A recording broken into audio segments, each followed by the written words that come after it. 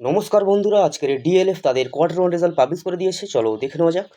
প্রথমে আমরা ফিগারটা চেক করব, এখানে সমস্ত ফিগার কোটিতে আছে। এরপরে আমরা সিকোয়েন্স চেক করব, 30/6/2025, 30/6/2026, okay. Year on year 31/3/2026, 30/6/2026, okay. Quarter and quarter. চলো এবার আমরা কোম্পানির রেভিনিউটা দেখে নেব।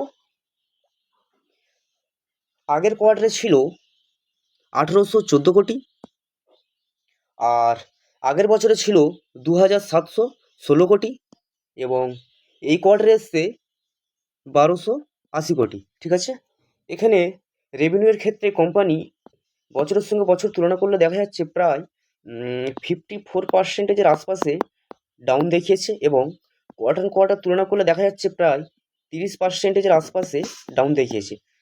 ঠিক আছে, চলো এবার কোম্পানির টোটাল এক্সপেন্সটা দেখে নিই।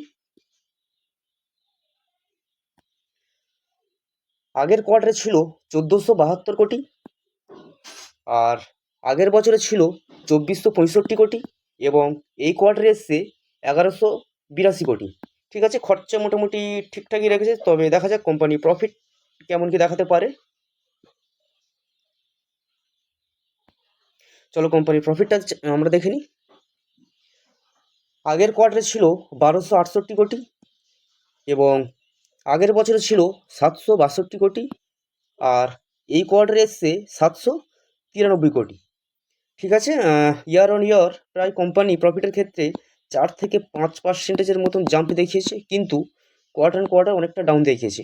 এখানে প্রফিটটা ইয়ার অন ইয়ার একটু বেশি হওয়ার কারণ হচ্ছে জয়েন্ট ভেঞ্চার থেকে কোম্পানি এবছর একটু ভালোই লাভ করেছে, এবং আগের বছরেও ভালো লাভ করেছিল। ঠিক আছে, এবার আমরা কোম্পানির ইপিএসটা দেখব।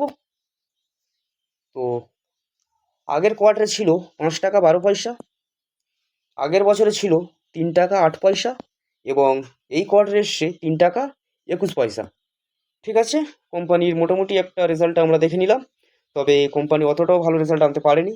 তবে দেখা যাক মার্কেটে এই শেয়ারটির প্রতি কেমন রিয়াকশন দেখায়। যদি ভিডিওটি ভালো লাগে তাহলে অবশ্যই লাইক করবেন, এবং আরও আপডেট পেতে আমাদের সঙ্গে থাকবেন। ধন্যবাদ।